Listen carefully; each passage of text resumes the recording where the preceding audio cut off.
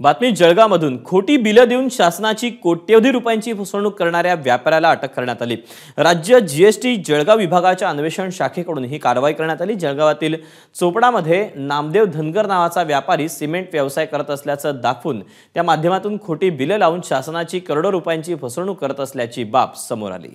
सर्वसामान्य जनतेचा जर विचार केला तर कोणत्याही वस्तूच्या खरेदीवरती त्याला जीएसटी चा कर द्यावा लागतो आणि सर्वसामान्यांच्या दृष्टीने ही डोकेदुखी असते। तशाच पद्धतीमध्ये हा जर कर कोणी बुडवत असेल तर ही सरकारची सुद्धा डोकेदुखी असते आणि अशीच एक मोठी घटना आज जळगावमध्ये समोर आलेली आहे।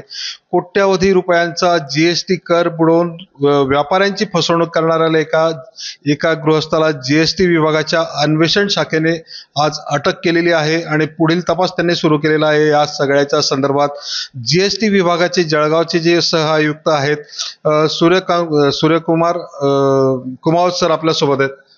काय सांगाल सर, नक्की ही कारवाई काय आहे? नमस्कार। वस्तू व सेवा कर विभाग जळगावच्या अन्वेषण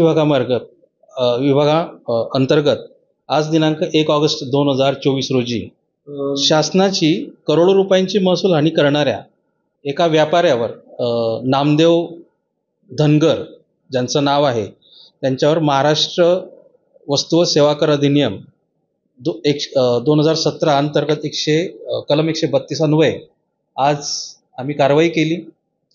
ह्या प्रकरणामध्ये श्री नामदेव दौलत धनगर यांनी प्रत्यक्षात कुठल्याही मालाची विक्री न करता तब्बल 65 कोटींची खोटी बिलं देऊन महाराष्ट्र शासनाची महसूल हानी केलेली आम्हाला दिसून आलं।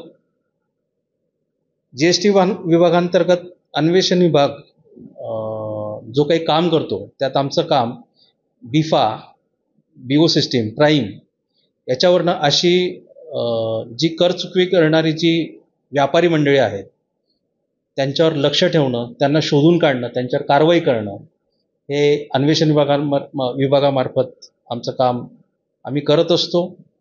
ह्या कामामध्ये जळगाव विभागातले माझे जे सहकारी आहेत श्री माहुल इंदानी सहाय्यक राज्यकर आयुक्त आणि श्री रामलाल सोगालाल पाटील सहाय्यक राज्यकर आयुक्त आणि माझी पूर्ण इन्स्पेक्टरची टीम ही या अशा व्यापाऱ्यांवर लक्ष ठेवून असते।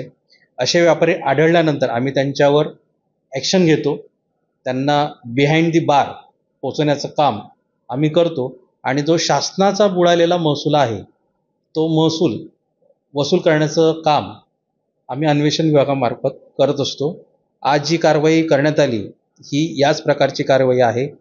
आजच्या या प्रकरणात 65 कोटींची खोटी बिलं संबंधित इस्माने इतर व्यापाऱ्यांना देऊन चुकीची कर वजावट घेण्याचा आणि शासनाचा महसूल बुडवण्याचा प्रयत्न केलेला आहे। किती रुपयांचा महसूल बुडाला आहे असं? एकंदरीत 65 कोटींची खोटी बिलं देऊन साधारणतः 12.5 कोटीची शासनाची महसूल हानी झाल्याचा प्रथम एक आमचा अंदाज आहे।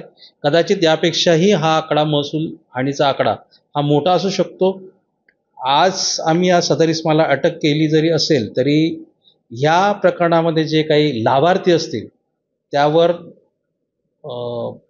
आम्ही त्यांना हुडकून काढणं, त्यांना शोधणं आणि त्यांच्याकडनं महसूल हानी टाळून त्यांच्याकडनं तो महसूल गोळा करण्याचं काम आम्ही करत आहोत।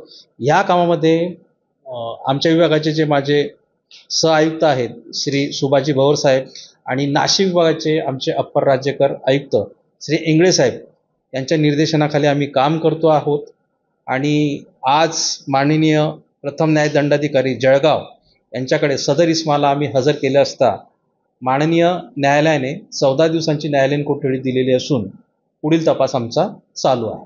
सर, या ज्या नामदेव धनगर आपण ज्या व्यक्तीचं नाव सांगतायत की ज्याने कोट्यवधी रुपयांची फसवणूक केली, याच्याकडनं आतापर्यंत काही रक्कम हस्तगत करण्यात आलेली का की जी शासनाचे त्याने फसवणूक केलेली आहे? सर, यांच्याकडनं कुठच्याही प्रकारची रक्कम हस्तगत केलेली नाही, परंतु प्रथमदर्शनी हा जो गुन्हा आहे हा आर्थिक स्वरूपाचा गुन्हा आहे।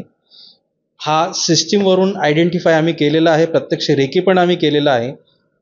एका छोट्याशा गावामध्ये कुठल्याही प्रकारचा व्यवसाय न करता फक्त कागदोपत्री व्यवहार दाखवून सदरील इसमाने शासनाची फसवणूक केल्याचं दिसून येतं।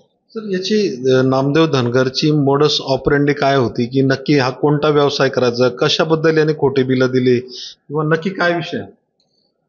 सदरील इसम हा सिमेंट या प्रकारामध्ये इतर व्यापाऱ्यांना खोटी बिलं देऊन काही टक्केवारीच्या आधारे कर वजावटीचा प्रयत्न या व्यापाऱ्याने आपल्याला या ठिकाणी केलेला दिसून येतो. आता आपण म्हटलेलं आहे की जे लाभार्थी आहेत त्यांच्यावरती कारवाई होणार, त्यांनाही अटक केली जाईल असं वाटतंय, किंवा जे काही लोक असं करत असतील, फसवणूक करण्याचा प्रयत्न किंवा अशा गोष्टीतनं लाभ घेण्याचा प्रयत्न करतील, त्यांच्यासाठी तुम्ही काय सांगणार? सर, आपल्या माध्यमातून मी सगळ्यांना आवाहन करू इच्छितो की सदर प्रकरणामध्ये आम्हाला आतापर्यंत एकूण 85 व्यापाऱ्यांची यादी आमच्याकडे आहे की ज्यांनी अशा प्रकारची चुकीची कर वजावट घेतलेली आहे.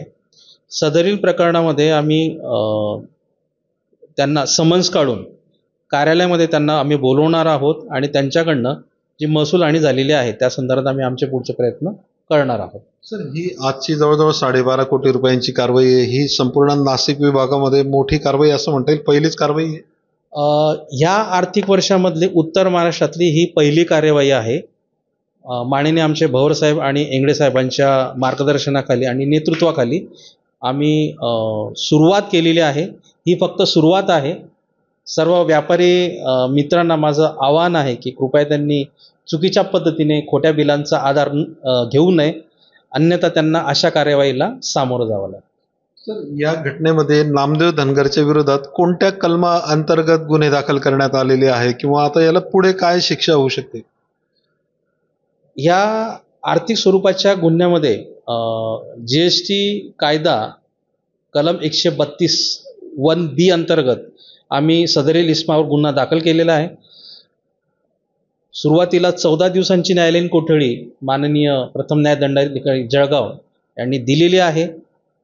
साधारणतः सदर इसमावर गुन्हा शाबित झाल्यानंतर 5 वर्षापर्यंत सदरील इसमाला शिक्षा होऊ शकते. ABP माझा, उघडा डोळे बघा नीट.